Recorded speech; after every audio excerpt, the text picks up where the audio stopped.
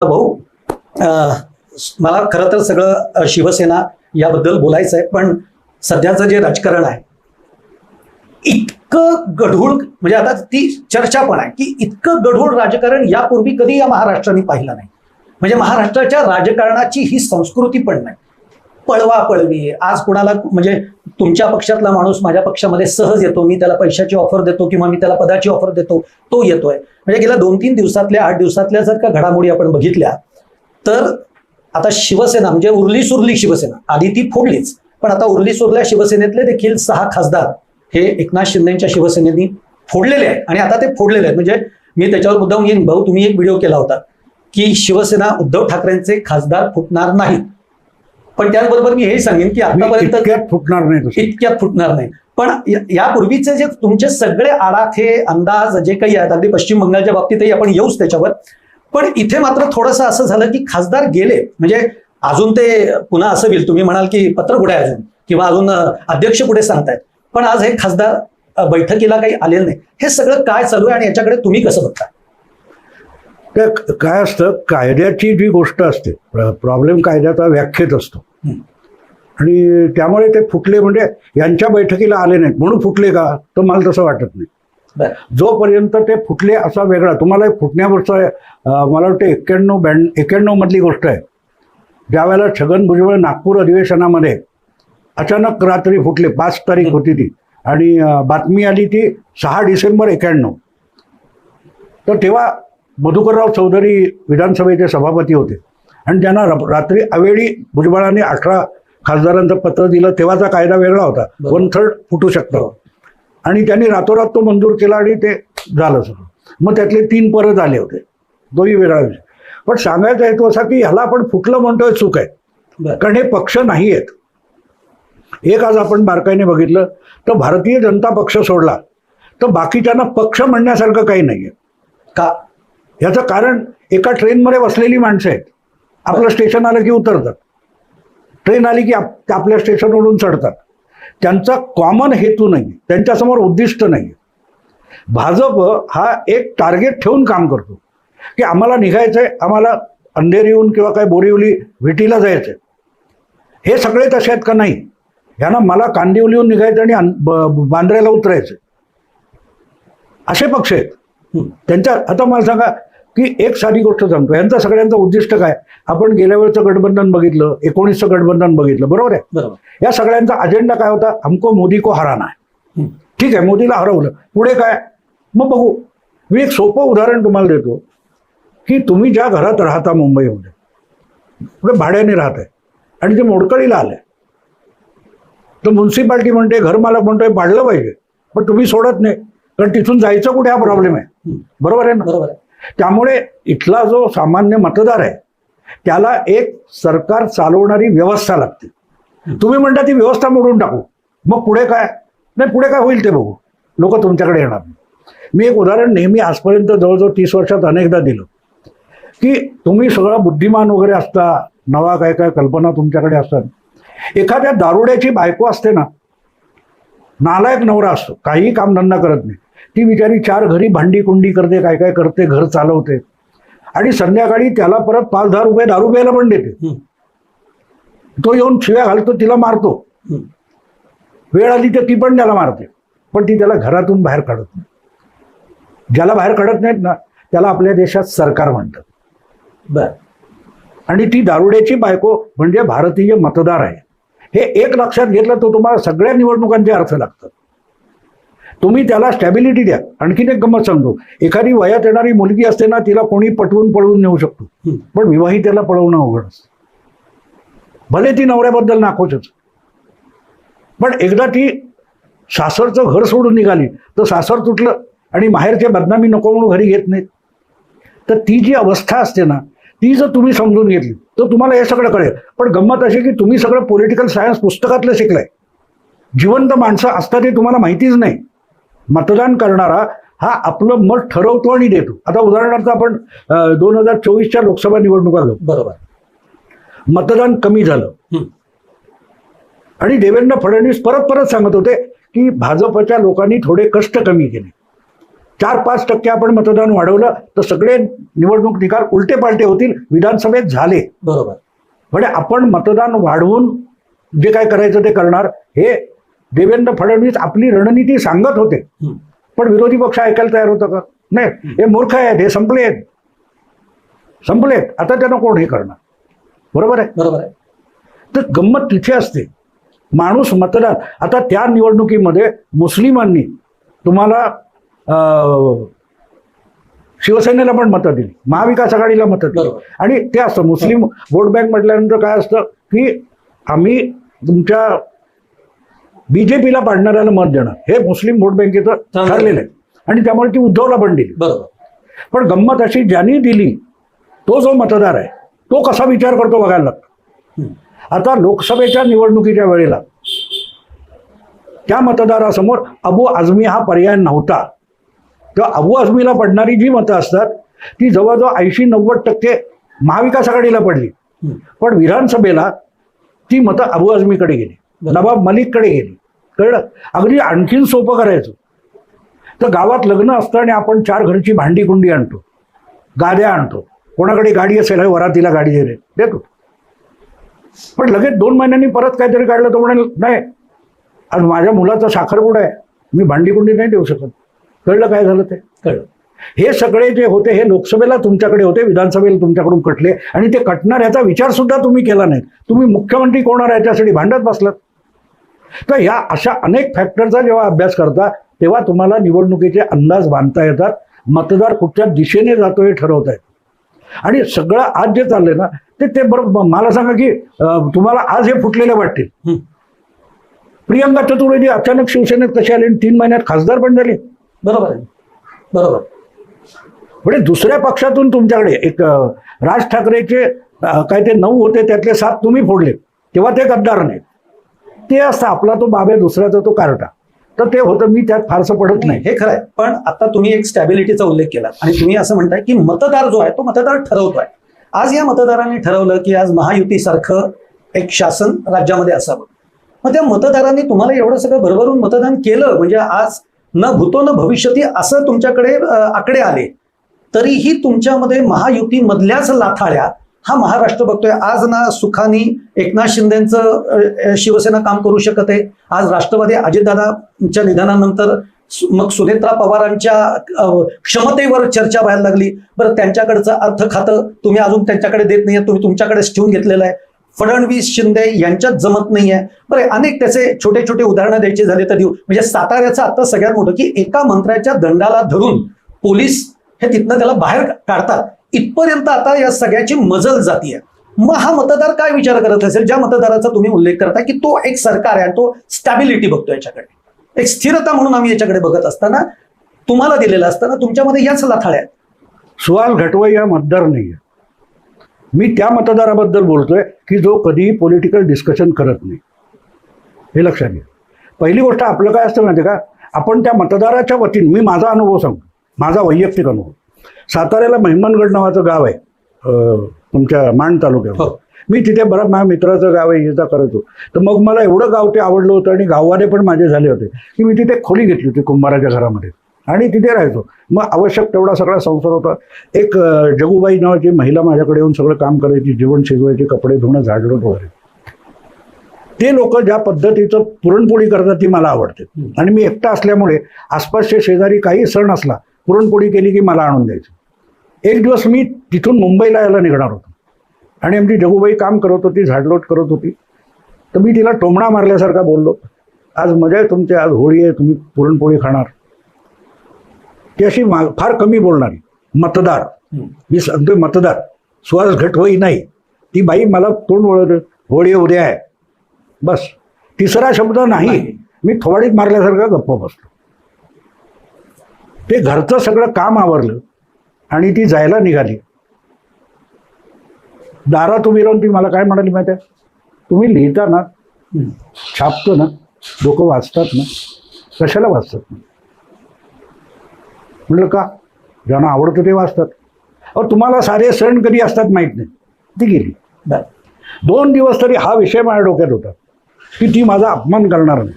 वेळोवेळी मी तिला मदत केलेली आहे, सगळं केलेलं आहे. बरोबर. ती अपमान करणार नाही, मग ही असं का बोलली? कारण ती कमीत कमी शब्दात बोलते, बरोबर. ती डिबेट करत नाही. मी ते परत परत सांगतो, ते कमीत कमी शब्दात बोलतात. आणि तुम्हाला ते समजून घेता आलं पाहिजे. 2 दिवस गेले आणि 2 दिवसांनी माझ्या लक्षात आलं की या देशातल्या 99% लोकांना गणपती कधी आहे, होळी कधी आहे, दसरा कधी आहे माहिती असतं. तुम्ही इतके बुद्धिमान, तुम्हाला ह्या गोष्टी माहिती नाहीत. तुम्हाला 99% या देशातलं ज्ञान नाहीये, हे तिचं सांगणं होतं. त्यामुळे तुम्ही जो प्रश्न मला विचारला की हे सगळं बघत नाही, कारण नाही, ते बघतच नाहीत. सरकार बनवलं, काम संपलं. तुम्ही चिकित्सक आहात आणि म्हणून तुम्ही अरे धक्का मारला, अरे हे झालं, हे सगळं करत तुम्ही बसा. मतदाराला काय हवंय मग? मतदाराला स्टॅबिलिटी पाहिजे. तुम्हाला सगळ्यात निवडणुका माहिती आहे का? 1951-52च्या निवडणुकीनंतर जेव्हा 57ची निवडणूक होती, तेव्हा याच्यावर रिसर्च केलेला एक पेपर मी वाचलाय. ते सामान्य मतदार विचारायचे, अरे परत कशाला निवडणूक पाहिजे, आहेत ना नेहरू. बरोबर. आपण मतदान करून सरकार येतं, हे पण लोकांना पटायला 20 वर्ष गेलेली आहेत. तर आपण काय करतो माहिती का? मी जसा विचार करतो तसाच तो खेड्यातला मतदार विचार करतो. हा जो भ्रम आहे त्यातून बाहेर पडा, तर तुम्ही रियालिटीच्या जवळ जा. त्याच्या दृष्टीने चाललंय ना, घरात भांडी आहेत, 4 भांडी एकमेकावर आपटली की वाजतात. पण तुम्ही अरे काय काय चाललोय, हे जे तुम्ही करताना ते लोक नाही करत. लोक शांत असतात. एखादा नवरा बायकोचं भांडण झालं, ती बाई तरतारा निघून जाते, त्यालाही माहिती असतं 4 दिवसांनी परत येते. पण मग हे जे चाललंय ते योग्य चाललंय की अयोग्य चाललंय? नाही, हे तुमच्या चिकित्सक भाषेमध्ये भयंकर आहे. आता घटस्फोट झालाच पाहिजे आणि घटस्फोट होत नाही, मग तुमची तोटं उतरल्यासारखी होतात. ते त्याचं कारण कोणाविषयी बोलतो लक्षात आहे. आता माझी मुलगी योगायोगाने 2.5 महिन्यापासून 22 महिन्याची होईपर्यंत तिला मला आईसारखं सांभाळावं लागलं. पण फिजिकल काही प्रॉब्लेम तिचे होते. तर त्यानंतर मला मुलांचा लळा लागला. मुलांचे संगोपन हा माझा आवडीचा विषय झाला. मी त्याच्यावर पुस्तक पण लिहिलं.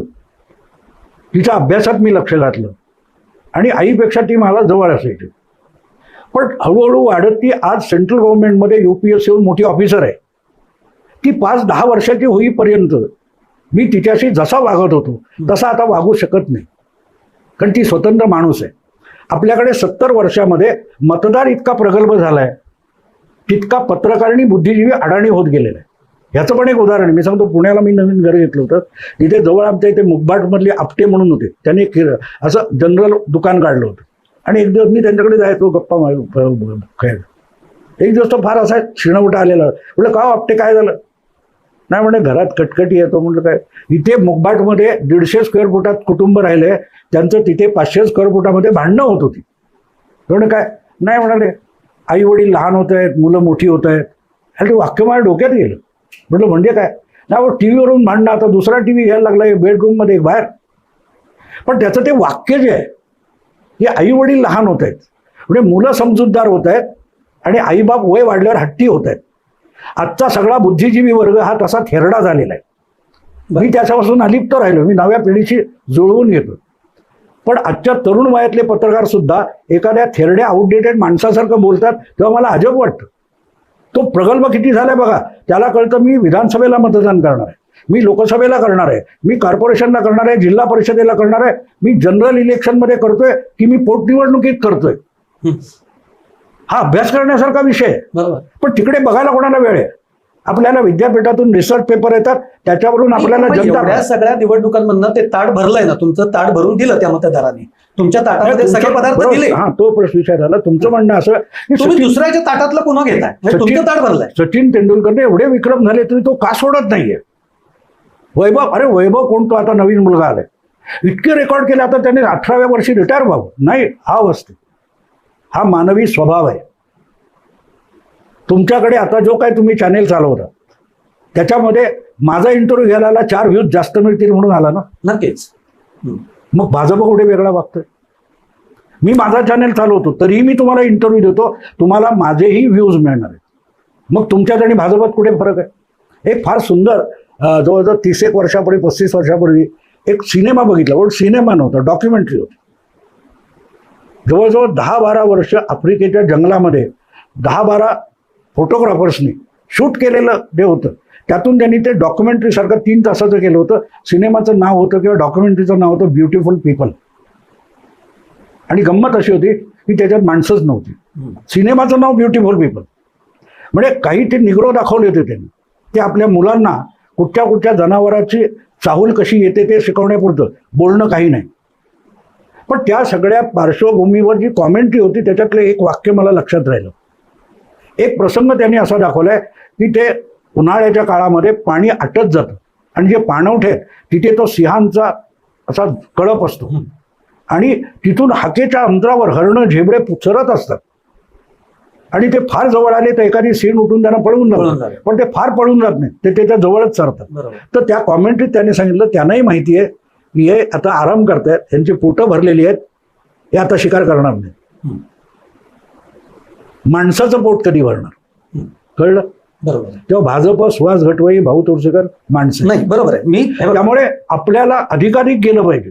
मला सांगा की जर 2009 मध्ये उद्धव ठाकरेंच्या खासदारांची संख्या, आमदारांची संख्या जबरदस्त घटली होती, 2014 मध्ये ती वाढवून 16-18 पर्यंत गेली. उद्धव ठाकरेंची हौस पेटली का त्यांना आता मुख्यमंत्रीपद पाहिजे.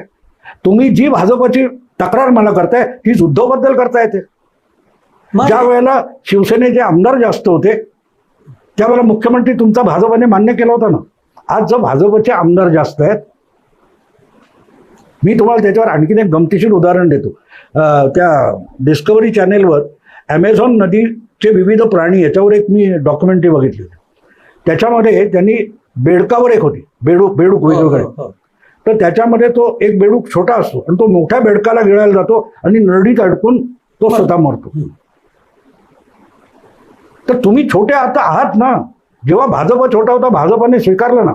तुलनेने गोपीनाथ मुंडेंपेक्षा नारायण राणे ज्युनियर होता तरी त्याला मुख्यमंत्री म्हणून त्यांनी स्वीकारला की नाही. त्याला सभ्यता म्हणतात, त्याला सभ्यता म्हणतात. तुम्ही निवडणुकीचे निकाल लागल्यानंतर 1 तासात म्हणतात मला सगळे रस्ते मोकळे आहेत. मग भाजपला का नाही मोकळे? नियम लावायचा तो सगळ्यांना सारखा लावला. भाजपने हलकटपणा केला हो, पण सुरुवात तुम्ही केली. आता मला रस्ते मोकळे आहेत एकदा. आणि हे आपण बघतो ना, हे काय फार मोठा चमत्कारी काय असतलं नाही. आपण तो सिनेमा वगैरे बघतो ना, त्या व्हिलन तो पुछला काय रे तुकडे तुकडे बोटी बोटी करूंगा वगैरे बरोबर, आणि त्या धक्काबुकीत पिस्तूल त्या हिरोच्या हातात आलं की तो त्याला म्हणतो अरे तू सभ्य आहेस, तू कशी काय मर्डर करशील. तेव्हा आज उद्धव ठाकरे बोलतायत ना, ती व्हिलनची भाषा आहे की भाजपने सभ्य बघायला पाहिजे. आम्ही तर गुंड करतो, आम्ही वाटेल तसे बघू, असं नाही चालणार. राजकारणामध्ये कोणीही साधू संत नाही. आणि तो भाजपच आहे. हे काँग्रेसने पण केलंय ना, केलंय ना काँग्रेस. आणि तुम्हाला जे वाटतं ना गढूळ झालंय कारण तुमचा राजकारणाचा अनुभव कमी आहे. बरोबर. अख्खा शेका पक्ष हा काँग्रेसने गिळून टाकला एक एक करून. ते कोणते विजय मोहिते पाटील, त्यांचे वडील शेका पक्षातले, विखे पाटील त्यांचे वडील शेका पक्षातले, हे सगळे लोक, यशवंतराव मोहिते, हे सगळे काँग्रेसमध्ये कसे आले. तेव्हा गढूळ भाजपने, म्हणून भाजपने केलं की गढूळ आहे. कारण भाजप आजचा अस्पृश्य आहे, त्याने देवाला हात लावला की भयंकर पाप. भाजप हे का करताय म्हणजे आता नाही भाजप तुम्ही पण करता ना. मी तेच तर सांगितलं, प्रत्येक जण मानवी स्वभाव आहे हा, त्याचं पोट भरत नाही. अंबानी आपला बिझनेस का वाढवतोय मला सांगा. तुमचं म्हणणं असं 400 जागा मिळाल्या नाही, 240 वर भाजपला थांबावं लागलं, याचा कुठेतरी मनामध्ये की आता आहे. नाही तुम्ही माझं पुस्तक वाचा. मी 2014, 2019, 2024 तीनही लोकसभांच्या निवडणुकांच्या वेळेला मी पुस्तकं लिहिलेली. मी हवेत नाही बोलत. बरोबर. मी पुस्तकं लिहून मला असं का वाटतं की मोदी बहुमत आणतील, मोदी 300 पार जातील, ह्याच्यावर मी पुस्तक लिहिलेलं आहे. मी हवेत नाही बोलत. मी योगेंद्र यादव नाही आहे, लक्षात ठेवा. आणि 2024च्या निवडणुकीच्या वेळेला माझ्या पुस्तकाचं नाव होतं अश्वमेध 2024.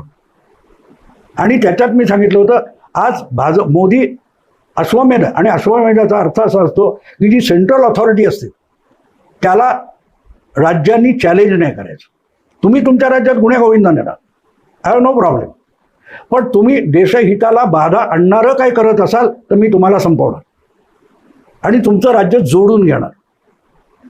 माझा भाजप 350 मिळू शकतो, आकडा चुकला, पण माझी थिअरी किती सक्सेसफुल आहे बघा की 24च्या निवडणुकीनंतर एक राज्य भाजप पादाक्रांत करत गेले. बरोबर आहे. बरोबर. आता मला सांगा, ममता दिदीचा आणि मोदींचा काय प्रॉब्लेम होता? काही प्रॉब्लेम नाही. तुम्ही नाही, मोदीची आयुष्यमान योजना आम्ही बंगालमध्ये लागू करणार नाही, ह्याचं काही कारण होतं का?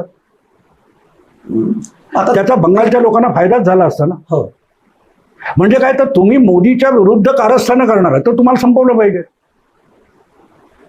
उद्धव ठाकरे निवडून येणार आणि मग तिकडे जाणार आणि लोकांनी नाकारलेल्यांना बरोबर घेऊन सरकार बनवणार.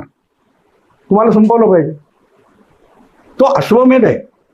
आणि जोपर्यंत आता भाजप बघा, भाजप आला कुठून? तुम्ही 84 मध्ये ज्यांचे अवघे 2 खासदार होते ते 30 वर्षामध्ये देशातले सगळ्यात टॉपमोस्ट सिंगल बहुमत आणलं. ते प्रयत्न आहेत ना त्याच्यावर. तुम्ही प्रयत्न करा ना, तुम्हाला कोणी अडवले? तुम्हाला प्रयत्न करायला अडवलेलं नाही ना. बरोबर. तिथे प्रॉब्लेम आहे. आम्हाला प्रयत्न नाही करायचा. आज मला सांगा की आरक्षणाविरुद्ध ते सगळे सवर्ण पोटतिडकीने का बोलतात? तो तुम्ही आरक्षण विरोधातले चातुर्वर्ण्यातले टॉपमोस्ट आहात. बरोबर. भाजप हा आजचा अस्पृश्य आहे. तो दलित पुढे येतोय, त्याची जी पोटदुखी असते, आणि भाजप पुढे येतोय जो 84 मध्ये फक्त 2 खासदाराचा होता, ती पोटदुखी आहे. काँग्रेस हा आजचा सवर्णामधला टॉपवरचा ब्राह्मण आहे त्या अर्थाने, चातुर्वर्ण्याच्या अर्थाने. भाजप हात लावील ते पाप आहे.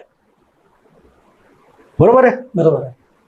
तो प्रॉब्लेम आहे, बाकी काही प्रॉब्लेम नाही. आणि तुम्ही तुमचं करा ना, कोणी अडवलंय तुम्हाला? पण मग ठीक आहे, म्हणजे आपण याच्यामध्ये जितके जाऊ, कारण भाजप अगदी काँग्रेस मुक्त भारत वगैरेच्या घोषणा जे काही देत होतं. अहो, निवडणुकीत बोलणं हे असे मी शेकडो काढून देईन तुम्हाला. सोनिया गांधी मौत का सौदागर नव्हता का बोलला? मग आधी तिला काढून टाका काँग्रेसमधून. नाही काढणार. आपली आहे ना, आपली आहे. इथे कर, मी ती गल्लत नाही करत. मी भाजप हा साधू संतांचा पक्ष असं बिलकुल मानत नाही, बिलकुल नाही. तुमचं गंमत असं की तू साधू संत म्हणून राहा, आम्ही बदमाशी करू, तिथे आपली गल्लत होते. उद्धव ठाकरेंनी युती तोडली, तिकडे जाऊन मुख्यमंत्री झाले, त्यानंतर संपूर्ण यंत्रणा सूड बुद्धीने वापरली. नारायण राणे कांशीलाच मारीन बोलला होता ना, बरोबर आहे ना? त्याच्यासाठी जी फरफट केली तेवढी देवेंद्र फडणवीसनी केली आहे का? तरी देवेंद्र फडणवीस हा आधुनिक दलित आहे, तो अस्पृश्य आहे. त्यामुळे तो बोलला तरी पाप होतं, उद्धवने केलं तरी पाप नाही. हे कसं आहे माहिती आहे का? त्या मंदिरातली मूर्ती उचलली आणि काय ते विधिवत पूजा करून बाजूला ठेवली तर करणारा ब्राह्मण आहे ना. पण ते दलिताने हात लावला तरी पाप होतं ना.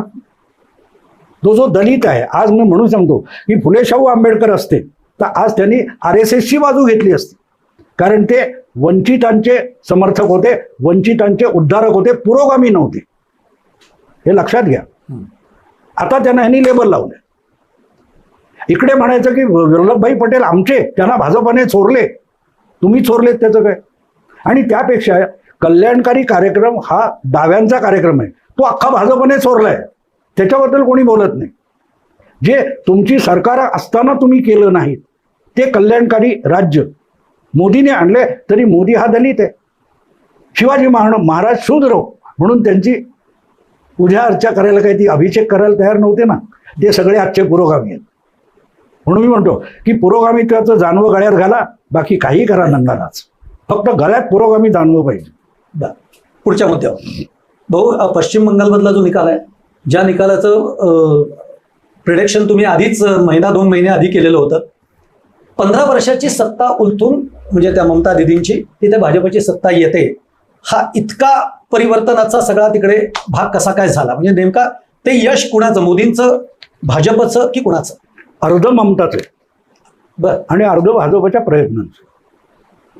ममतानी लोकांना ढकलून ढकलून भाजपकडे घालवले. हा एवढा सेंट्रल फोर्सेसचा बंदोबस्त जर 2021 मध्ये असता तर भाजप 21 मध्येच सत्तेवर आला असतं. म्हणून मी म्हणतो की बंगालच्या निवडणुका बघताना आणि समजून घेताना 293, 23 आणि 29 एप्रिल ह्या एका बाजूला बघा, आणि 21 मेला जे फालता झालं ते बघा. फालताच्या एका विधानसभेने काही फरक पडणार नव्हता, पण तिथे जे मतदानाला येणारे लोक होते ते काय बोलतात आहे का, 15 साल के बाद पहली बार वोटिंग कर रहे. कळलं ममता कशी जिंकत होती.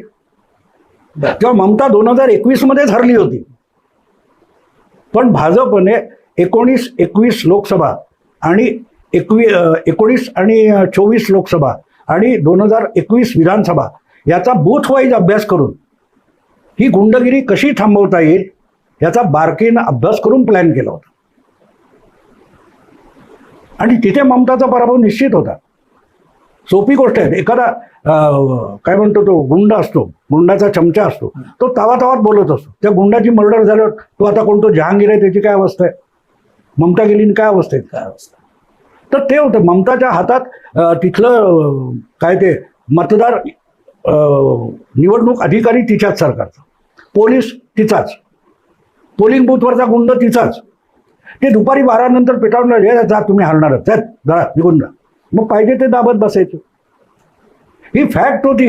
हे सगळे आता दिल्लीत नोएडात बसलेले पत्रकार हे आता सांगतात हे होत होतं. तुम्हाला सांगतो, घोष म्हणून एक मुलगी आहे, तिचं नाव मला आठवत नाही, न्यूज 18 मध्ये आहे, इंग्रजी. ती सांगते तिची आत्या काय मावशी ती गेली 15 वर्ष कॉलनीतून बाहेर पडून मतदानाला जाऊ शकली नाही. पण तीच घोष नावाची मुलगी हे 4 मेच्या आधी सांगत नव्हती. तिथे मी सांगतो तुम्ही लफंगे आहात. पुरोगामी पत्रकार हे लफंगे मी तेवढ्यासाठी सांगतो, हे आधी का नाही सांगत तुम्ही, आता तुम्ही सांगता. आणि ही ती स्वतःच्या घरातलं सांगते. तेव्हा ममता जिंकत होती हे खोटं होतं. ममता निवडणूक चोरत होती आणि उलटा आरोप करायचा. ओके, आता तृणमूलमधले जे 20 खासदार फुटले ते भाजपमध्ये गेले नाही, ते एका अशा पक्षामध्ये गेले ज्या पक्षाचं आपल्याला काल परवापर्यंत कदाचित नावही माहीत नव्हतं. ते 2022 मध्ये त्या पक्षाचा जन्म झालेला आहे, 2022-23 मध्ये. तो एक न्याय आहे, म्हणजे ते त्या ह्याच्यामध्ये गेले. इकडे 2022 मध्ये जेव्हा एकनाथ शिंदे फुटले, त्यांना तुम्ही पक्ष, चिन्ह, नाव हे सगळं दिलं. मग याची चर्चा अशा पद्धतीने होती आहे की हे का केलं भाजपनी. तर आता भाजपला हे कळून चुकलंय की कायद्याच्या कचाट्यामध्ये 2022 मध्ये महाराष्ट्रामध्ये जे आपण केलं ते सगळं उलटणार आहे आणि आता त्याची पुनरावृत्ती पश्चिम बंगालमधल्या लोकांबरोबरची नाही उलटणार आहे. 2522 मध्ये ते उलटणार आहे. हे मी 4 वर्ष ऐकतोय ना, ते का नाही उलटत आहे. पण का नाही निकाल लागत तेव्हा एका एवढ्या मोठ्या घटनेचा निकाल. नाही निकाल आता पूर्वी कसे म्हणजे तिकडे आला की इकडे निकाल लागला असे लागत होते ना. तुम्हाला न्याय, आपल्याकडची न्यायव्यवस्था माहिती आहे तुम्हाला. 2005 मध्ये बिहारच्या विधानसभेचा निकाल लागला आणि लालू प्रसाद आणि काँग्रेस यांचं बहुमत गेलं होतं. भाजप आणि नितीशला मिळालेलं नव्हतं, बरोबर आहे. पासवानच्या पक्षाला काहीतरी 30-34 आमदार होते आणि पासवान लालूला पाठिंबा द्यायला तयार नव्हते. एक अट होती, मुस्लिम मुख्यमंत्री करा तर मी पाठिंबा देतो. आणि त्यामुळे जवळजवळ 2 महिने सगळं घोडं अडकलेलं होतं. केंद्राच्या पाठिंब्यावर म्हणजे अटलजी होते, त्यांनी त्यांचं सरकार बनवायचा प्रयत्न केला. सॉरी, काँग्रेस सरकार नव्हतं, वाजपेयी नव्हतं, UPA सरकार होतं. तर ते सरकार टिकलं नाही, बहुमत नव्हतं. सॉरी, सरकार झालंच नाही. पण ही अशी त्रिशंकू अवस्था होती आणि विधानसभा काहीतरी टांगून ठेवली आणि राष्ट्रपती राजवट लावली. बूटा सिंग नावाचे राज्यपाल होते. आता गंमत अशी, निवडून आलेले आमदार आहेत साले 2 महिने झाले, विधानसभा भरली आणि त्याच्यात शपथ घेतली नाही तर त्यांना भत्ते वगैरे मिळत नाही. ते पॅनिकी झाले होते. पासवानच्या पक्षातले 30 लोक हे भाजपबरोबर आणि नितीशबरोबर यायला तयार झाली. याची कुणकुण लागल्याबरोबर लालू प्रसाद यादव केंद्रात रेल्वे मंत्री होते, त्यांनी बूटा सिंगवर राज्यपालावर दबाव आणला की राष्ट्रपती राजवट लावून टाक. ह्या पाठिंब्याची पत्र घेऊन राजभवनाकडे नितीश कुमार येतो हे कळल्यानंतर बूटा सिंगनी राजभवनाच्या भोवती 144 कलम लावलं आणि ते गेले दिल्लीला.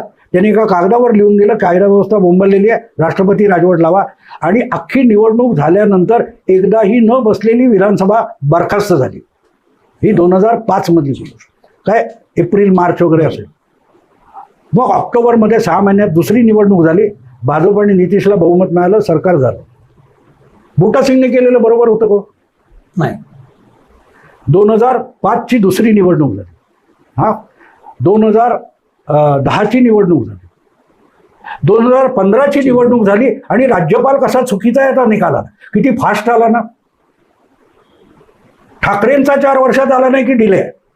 पण नितीश कुमारचा मध्ये 3 निवडणुका झाल्या, ज्या बंबई केसचा परत रेफरन्स दिला जातो. बंबई केस, बंबईची अशीच राष्ट्रपती राजवट लागली वगैरे वगैरे, तो गेला सुप्रीम कोर्टात. त्याचा निकाल लागेपर्यंत पुढे 3 विधानसभा निवडणुका झाल्या. याला आपण फास्ट म्हणतो. आणि उद्धव ठाकरेंचं काय चाललंय, 15 वर्ष म्हणजे अतिशय वेगवान, 4 वर्ष म्हणजे भयंकर आळशीपणा. बरोबर आहे की नाही? अगदी ही पुरोगामी भाषा बोलतोय, माझी नाही. नाही, बरोबर आहे. ही माझी भाषा नाही. त्यामुळे पुरोगाम्यांची आणि भाऊ तोरसकरच्या भाषेमध्ये जमीन आसमानाचा फरक. खरं आहे. आता आपण त्या निमित्ताने पुन्हा शिवसेनेवर आणि हे सगळं जे आत्ता चाललंय ना, हा. ते परत त्याच्यासाठी नाहीये हा. की ते उलटणार आहे. नाही नाही, हा सांगतो काय, बेसिक्स तुमचे चुकीचे आहेत. हा तुम्ही काय करता, कुत्र्याला वाघ म्हणता. एक हेगडे म्हणून तुम्हाला 1-1.5 मिनिटाचा व्हिडिओ मिळेल इंटरनेटवर, बरं. डॉक्टर हेगडे म्हणून आहेत. त्यांनी टेन्शनचं वर्णन फार छान केलेलं. ते मला टेन्शन म्हणजे काय असतं, कुत्रा जेव्हा आपण वाघ आहे तसं मिरवत फिरायला लागतो, तो कायम टेन्शनमध्ये असतो. चला कुत्रा आहे म्हणून कोणी ओळखलं तर करायचं काय. कळलं? हा. बेसिक्स चुकीचे, बेसिक्स चुकीचे. हे काही होणार नाही. तुम्हाला सांगतो 4 वर्षांनंतर, आणखीन 5 वर्षांनंतर त्याचा निकाल येऊन उपयोगच नाहीये. त्याचा निकाल येऊन उपयोग नाही. मी हा प्रश्न उज्ज्वल निकमना विचारला होता आत्ता गेल्या नोव्हेंबर वगैरे किंवा असा काहीतरी. तर तेव्हा ते हे तुमचे असीम सर्व ते महान कायदे पंडित हा. ते रोजच्या रोज ह्याचं धनुष्यबाण काढून घेतात आणि उद्धवला देतात. बरोबर. बरोबर आहे. तर ती काहीतरी त्याची तारीख लागली होती, ते काय झालं नाही. तर मी विचारलं निकमना, म्हटलं काय होईल हो त्याचं. तर निकम म्हणाले, माझ्यापेक्षा तुम्हीच सांगा, तुम्ही जास्त लॉजिकल बोलता. मी निकमना एक प्रश्न विचारला की काय महिलेवर बलात्कार झाला होता, तो बलात्कार करणारा माझा पणजोबा होता. आता तो पणजोबाई मेलाय, ती बाई सुद्धा मेली. त्याच्यावर तिला निकाल कसा द्यायचा मला सांगा. ज्या विधानसभेमध्ये फाटाफूट झाली ती विधानसभा मेली आहे, तो निकाल काय होणार हो? त्या निकालाला काय अर्थ आहे? नाही, तो 2/3 मेजॉरिटीचा जो भाग आहे की त्याच्यामध्ये सांगितलं जातं की तुम्ही दुसऱ्या पक्षामध्ये विलीन व्हा, आणि इकडे तर तुम्ही तो पक्षच घेतला नाही. त्यांनी सांगितलं आम्हीच पक्ष आहोत. बरोबर आहे ना? हे इंदिरा गांधींनी पण सांगितलं होतं. तेव्हा पक्षांतर कायदा नव्हता. गंमत काय होतं माहिती का, आपण काय करतो, नारळाचं झाड घेतो, त्याला आंब्याचं कलम लावतो आणि मग त्याला सुपारी काय येत नाही याची चर्चा करू. ती नका करू. बेसिक्स बरोबर ठेवा. बेसिक बरोबर एवढ्यासाठी की आत्तापर्यंत अगर 2/3 बरोबर होते, तर ते आत्ता तुम्हाला आवडत नाही म्हणून चुकीचे कसे काय झाले. अरविंद सावंतचा व्हिडिओ तुम्हाला मिळेल. जेव्हा एकनाथ शिंदेची फाटाफूट झाली तेव्हा त्यांनी सांगितलं नाही नाही, त्यांना वेगळं काय करता येणार नाही, त्यांना दुसऱ्या पक्षात विलीन व्हायला लागेल. आता कसं काय बदललं बाबा? हे 2022च्या काळातलं काढून बघा, अरविंद सावंतचं सुद्धा स्टेटमेंट आहे. पण इथे प्रॉब्लेम काय होतो माहिती आहे का, तुमच्या कल्पनेत जे शत्रू आहेत ना, तुम्ही त्यांच्यावर सपासप तलवारीचे वार करता, पण ते कल्पनेत आहे, ते वास्तवात नाही आहेत. तुम्हाला माहितीच नाही की हा गेम करतोय कोण. आत्ताच्या या सगळ्या ह्याच्यामध्ये ज्या काही सगळ्या परत फुटाफुटीचं जे सगळं, एक प्रश्न आता सातत्याने गेले वरती येतोय की उद्धव ठाकरेंचं नेमकं चुकतंय काय? उद्धव ठाकरे कुठे चुकलेत, काय चुकतंय त्यांचं, की एक एक एक एक गळती त्यांच्या पक्षाला लागतीये? काय चुकतंय उद्धव ठाकरेंचं? तुम्हाला एक गोष्ट माहिती आहे का, की गावस्करला एवढा मोठा करण्यामध्ये माझं फार मोठं योगदान आहे. ते काय योगदान आहे माहिती आहे तुम्हाला? मी क्रिकेट खेळलोच नाही. कळलं? तुम्ही राजकारणात तुम्हाला इंटरेस्टच नाहीये. आज ज्यावेळेला देशाचा पंतप्रधान, महाराष्ट्राचा उपमुख्यमंत्री, मुख्यमंत्री हे 24 तास काम करतात आणि तुम्ही 24 मिनिटं काम करायला तयार नाही. जी तक्रार जून 2022 मध्ये होती तीच 2026 मध्ये चालू आहे. भेटत नाही. मग करतात काय ते सांगा ना मला. करतात काय? कधीतरी त्याच्याकडे बघा ना. अगदी माझ्या नात्यातलं एक प्रकरण आहे, मी नावं सांगत नाही, पण ती म्हणजे एक नात्यातली बाई होती, तिचा मुलगा हुशार होता, आजही तो चांगला हुशार आहे, मोठ्या पोस्टला आहे. तर त्याच्या वर्गात पहिला येणारा मुलगा होता, त्याला मुद्दाम प्रिन्सिपॉल बुश देत असं म्हणून. तो हिचा मुलगा ढ नव्हता, पण तिला तो पहिला यावा वाटत होता.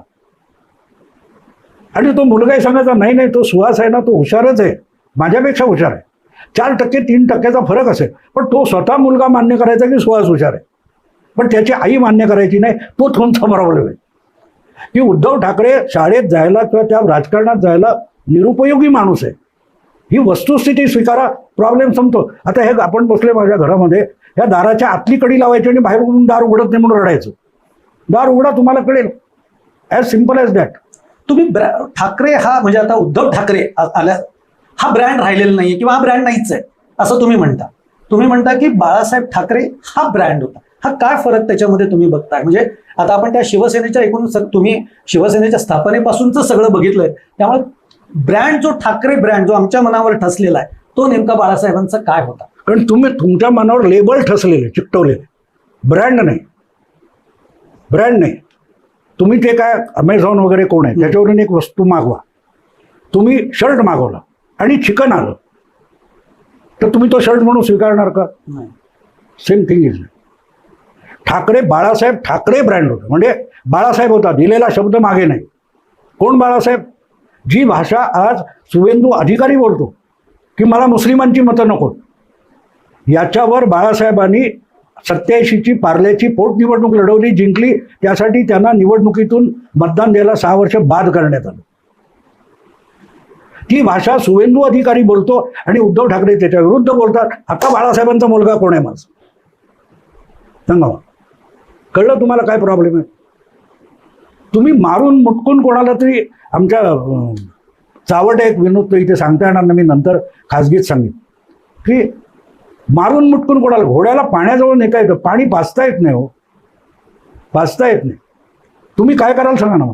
आज मला सांगा, भाजपचे एवढे मोठे मोठे नेते मातोश्रीवर आहेत, काँग्रेसचा कोणतरी आला का? नाही. कोणतरी आला का? त्यांनी तुम्हाला सन्मान द्यायचा प्रयत्न केला होता. अमित शहा हा 303 आमदार निवडून आणणारा होता ना तो, तरीही तो मातोश्रीवर आला. त्याची चूक काय होती म्हणजे का, त्यांनी लायकी नसताना उद्धव ठाकरेंचा सन्मान केला. तो लाच झाडणार. चूक अमित शहाची होती, त्यांनी जायला नको होतं. बाळासाहेब होते. मला अनेक जण वाद घालायचे ना, मी म्हणायचो चल माझ्याबरोबर एकदा बाळासाहेबांना भेट. माझे अनेक मित्र होते पुरोगामी. तर म्हटलं साला तिकडे गेल्यावर तू पाया पडशील, तोंड म्हणूनच यायचं नाही. पण बाळासाहेब ब्रँड होते म्हणजे काय कळलं? ब्रँड होते म्हणजे काय? अगदी त्यांचा विरोधक पण पाया पडत होता, कारण तो ब्रँड होता. आणि इथे ह्यांना पाया पडून घ्यावं लागतं, सतत ओरडावं लागतं. मी मी मी मी आदेश दिला. कोण ऐकतं तुमचा आदेश? कोण ऐकतं? अहो, त्या मंदिरातून रामाची मूर्ती बाजूला काढा आणि दुसरी कुठची मूर्ती ठेवा, त्या मूर्तीला राम म्हणून कोणी पाया पडणार नाही. व्यक्ती महात्म्य आणि स्थान महात्म्य यात फरक असतो. तुम्ही मातोश्रीवर राहिलात म्हणून बाळासाहेब होत नाही. बाळासाहेब होते तोपर्यंत ते स्थान महात्म्य होते. आणि मी बघितलंय, बाळासाहेबांनी निवडून येणाऱ्याला कधीही किंमत दिली नाही. शाखा प्रमुख, विभाग प्रमुख आणि आमदार याच्यात वाद असतील तर ते विभाग प्रमुख शाखा प्रमुखाची बाजू घ्यायची. मी बघितलेले 2-4 प्रकरणं मी बघितलेले. आणि ते तोंडावर सांगायचे हा आहे म्हणून तू आमदार किंवा नगरसेवक आहेस. इथे उलट आहे. यांना विभाग प्रमुख, शाखा प्रमुखांची किंमतच नाही. किंमत नाही. शिवसेना हा जगातला एक आयडियल पक्ष. काय माहिती आहे का, 66 पासून 75 पर्यंत त्या पक्षाला हेडक्वार्टर्स नव्हतं, पण शाखा होत्या. उद्धव ठाकरेंच्या काळात हेडक्वार्टर्स ताकदवान झाले, शाखा बारगळल्या. हे उद्धव ठाकरेंच्या अपयशाचं सगळ्यात मोठं व्यवच्छेदक लक्षण. त्यातून त्यांना बाहेर पडावं लागेल. आता त्यांची तब्येत नाही, पण मुलाने करावं. ज्याला करायचं ते एकनाथ शिंदे ते करतात. सगळ्या त्या करोनाच्या काळात येणाऱ्या जाणाऱ्या आमदारांना अटेंड कोण करत होता? तो पक्षप्रमुख होता नाही, म्हणून त्याला त्या आमदारांनी पक्षप्रमुख केला. कधीतरी आपला चेहरा आरशात बघावं. ब्रँड ब्रँड ब्रँड म्हणून काही होत नाही. लेबल लावा. दारूच्या बाटलीला दुधाचं लेबल लावलं म्हणून ते दूध होत नाही. पण आता आणि हे समजणे इतकं प्रत्येकाचे. मी सांगतो ना, ते मला जेव्हा मी सांगितलं जानेवारीमध्ये मी बंगालमध्ये ममता हरेल आणि बीजेपी बहुमत आणेल 150+ हे माझं प्रेडिक्शन जानेवारीतलं होतं. मी कशावर केलं माहिती आहे का? तो माहोल क्या म्हणून करतो ना राजीव रंजन, त्याचं एक त्या भवानी कालीघाट जवळचा इंटरव्ह्यू मी बघितला. त्याने इंटरव्ह्यू घेतला पण त्याला कळलं नाही. मला मुंबईत बसून कळलं. कारण मी माणूस आहे, मी सेन्सिटिव्ह आहे, संवेदनशील आहे.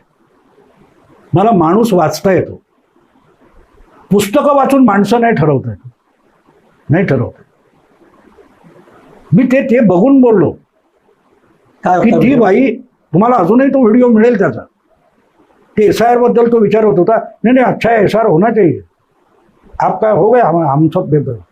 तो कटाने नाही हम जेन्युइन वोटर आहे, ती बाई बोलते. आणि ती 3 घरं ममताच्या बाजूची बाई आहे 50शीतली. तो बोला क्या होगा चुनाव में, बोलणे का नाही. आणि तो इंटरव्ह्यू संपवताना ती बाई म्हणते मगरमच्छ के साथ रहते.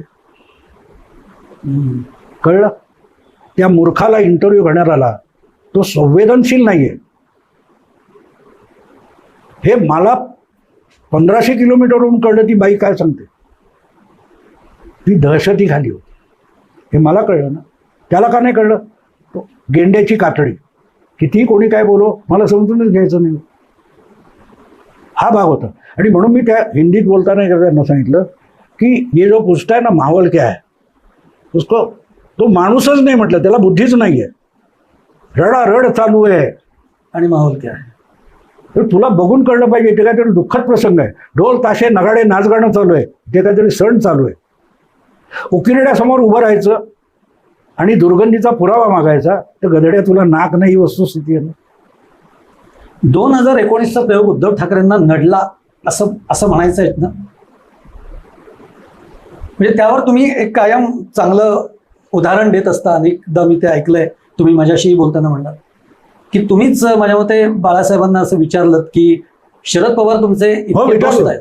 बाळासाहेबांनी विचारलं होतं की तुम्ही जर त्यांना मित्र मानता तर तुम्ही राजकीय मैत्री का नाही करत. ते म्हणाले तो दगाबाज आहे, मी मित्र आहे, तो खाल्ल्या ताटात घाण करील, पण जी काय होईल ती व्यक्तिगत नुकसान होईल, पण शिवसेनेचं नुकसान होता कामा नये.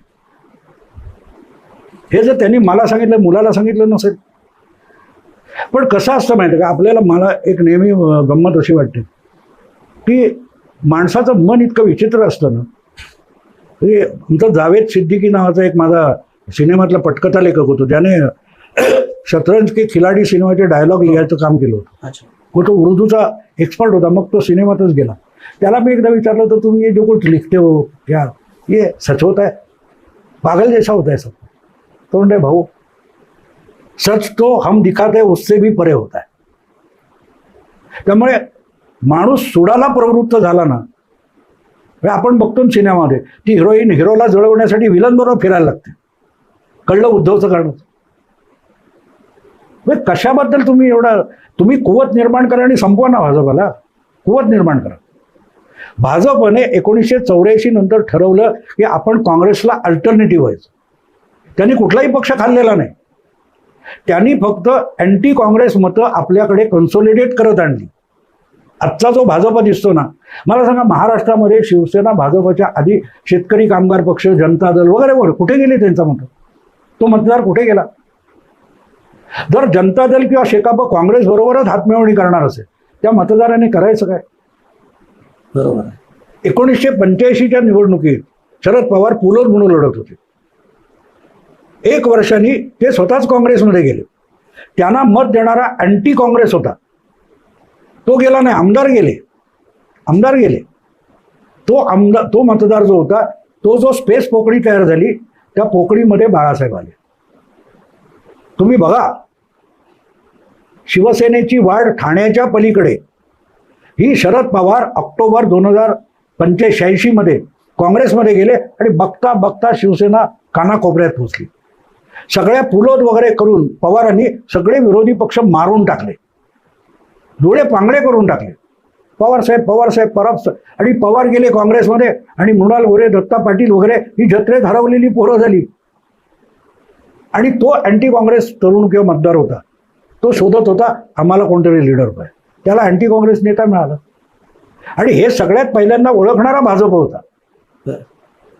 रमेश प्रभूच्या निवडणुकीमध्ये भाजपने शिवसेनेचा विरोध केलेला होता हिंदुत्वाला. जनता पक्षाचा प्राणलाल बोरा हा उमेदवार होता, त्याला भाजपने पाठिंबा दिला होता आणि RSSने शिवसेनेला पाठिंबा दिला. आणि हिंदू मतावर जिंकू शकतो हे लक्षात आल्यानंतर प्रमोद महाजन हे युतीचा प्रस्ताव घेऊन मातोश्रीवर आले. आज उद्धव ठाकरे सगळ्यात मोठे पुरोगामी झाले. ज्यावेळेला तुम्ही तुमची ओळख विसरता ना, मग प्रॉब्लेम होतो. उद्धव ठाकरेंनी शिवसेना ही ओळख पुसून टाकली. आज इथले आपण बघतो एवढे मुस्लिम कोण कोण आहेत ते काही लोक सांगतात ना, हम तो चौहान राजपूत है, हम तो कायस्थ है. तुम्हाला माहिती आहे हे जे राजपूत वगैरे आहेत ना हे खान आहेत, आणि सय्यद असतात ना ते काय म्हणतात ते वैश्य वगैरे असे आहेत. जाती तिकडेही आहेत. आपण सरसकट मुस्लिम म्हणतो असं नाही. बरं. पण हे काय अर्ध्या हळकुंडाने फिवरे झालेले बुद्धिमंत आज मोकाट वावरत असतात. आता उद्धव ठाकरे, आदित्य ठाकरे यांनी ठीक आहे, पक्ष आता कमजोर झालेला आहे, पक्ष काही कुठला संपत नसतो, हे सगळं काय करायला पाहिजे या मंडळींनी आता नेमकं काय? त्याच्यावर एक देशभरच्या विरोधी पक्षांना एका व्हिडिओमध्ये आवाहन केलं. सगळ्यात पहिलं म्हणजे त्यांनी आपापल्या पक्षातले सगळे प्रवक्ते सॅक करून टाकायचे. त्यांच्या पक्षातला कोणीही मीडियामध्ये फोटो आला, चॅनेलवर दिसेल, त्याला हाकलायचा पक्ष. मीडियामध्ये न दिसेल असा पक्ष तयार करा, पक्ष वाढला. आज सगळाच्या सगळा विरोधी पक्ष जो आहे हा फक्त मीडियापुरता आहे. इंडिया आघाडी, महाराष्ट्रातली महाविकास आघाडी ही फक्त मीडियामध्ये आहे, जमिनीवर कुठे आहे? सुहास गटवई ही महाविकास आघाडी आहे, उद्धव ठाकरे नाही. हे लक्षात घ्या. तुम्ही जितके लढताय तितके उद्धव ठाकरे लढतात असं मला दाखवा. 4 उदाहरणं दाखवा. तुम्ही नागपूरला गेलात, तुम्ही महापालिकेच्या निवडणुकीसाठी गावकऱ्यांना फिरत होता, उद्धव ठाकरे फिरत होते नाही. आणि हे निकाल लागल्यानंतर देवेंद्रांनी ओपनली सांगितलं की आमच्या श्रेयामध्ये मोठा हिस्सा मीडियाचा आहे. मीडियाने संपूर्ण विरोधी पक्ष डिॲक्टिव्हेट केला होता हे त्यांनी सांगितलेलं आहे. आणि त्यामुळे मतदारापर्यंत जायला आम्हाला मोकाट रान होतं. तुम्ही विरोधी पक्षाला, महाविकास आघाडीला मतदारापर्यंत जाऊच दिलं नाही. कोणी? मीडिया. आता हे कसं होतं मी सांगतो. एक साध्या व्यवहारातलं एक मूल आहे तुमच्या घरातलं, ते नाही मला कडेवर घेऊन चालत, व शेजारी त्याला गाडीवर बसवतो मोटरसायकल, आणि त्याला त्याची चटक लागते, ते चालत नाही. तुम्ही विरोधी पक्षाचं मीडियाने हे करून टाकलेलं. कशाला चालतो तो? चल मी गाडीने सोडतो. त्याचे पाय मीडियाने कमजोर करून टाकले. तुम्ही सगळ्याच्या सगळ्या, ज्याला गोदी मीडिया म्हणा, कोणीही मीडिया, नावाजलेले सगळे पत्रकार घ्या, ते तुम्हाला दिसतील ते हार्डकोर शिवसैनिक आहेत. ते हार्डकोर शरद पवारच्या पक्षाचे, ते हार्डकोर काँग्रेस पक्षाचे. ते पत्रकार नाहीत. जितकी नेमकी भूमिका हे महाविकास आघाडीतले पक्ष मांडू शकणार नाहीत, तेवढे सगळे गोदी मीडियातले मांडतात. आणि तरी ते गोदी मीडिया आहे की नाही गंमत? तेव्हा विपक्ष म्हणून तुम्हाला उभं राहायचं असेल, विरोधी पक्ष, तर तुम्हाला जनतेमध्ये जावं लागेल. सोपं आहे, जनतेमध्ये जायचं. तुम्हाला माहिती सुद्धा नाही आहे की RSS काम करते म्हणजे काय. सगळे तुम्ही 4 मेच्या आधीचे हिंदी इंग्लिश व्हिडिओ काढून बघा. ते काय बोलायचे? बंगाल में बीजेपी का कोई केडर नहीं, ममता का केडर है. ते एका हिंदीवाल्याने मला विचारलं, म्हटलं हमारे यहाँ भी दाऊद का केडर है, छोटा राजन का केडर है. अगर ममता को तुम केडर बोल रहे हो तो हमारे यहाँ भी केडर है, अरुण गवळी का केडर है. त्यांना माहिती नव्हतं RSS कसं काम करतं. मला 5 वर्ष माहिती नाही. माझी भाची RSSच्या एका उपक्रमात काम करते, ती डॉक्टर आहे. एक दिवस माझं व्याख्यान होतं, म्हटलं तिथे काय करते? तर मी ते आरोग्य वाहिनीमध्ये आहे की नाही. तुम्हाला माहिती पण नाही. तुमच्या शेजारी बसलेला RSS असतो हे तुम्हाला माहिती नाही, आणि तुम्ही RSS वर मोठं तत्वज्ञान धाडता. ह्याचं कारण लक्षात घ्या की हे सगळं उथळ आहे. समुद्राची सपाटी असते, त्याच्यावर तुम्हाला लाटा दिसतात, 1 किलोमीटर खाली जा, सगळं शांत असतं. बरोबर. तेव्हा समुद्र समजून घेण्यासाठी डुबकी मारावी लागते. 2029 कडे बघताना जेवढे सगळे विरोधी पक्ष आहेत सातत्याने म्हणतात भाजपला हरवायचं. भाजपला हरवायचं असेल तर नेमकं काय करायचं? स्वतःला हरवायचं.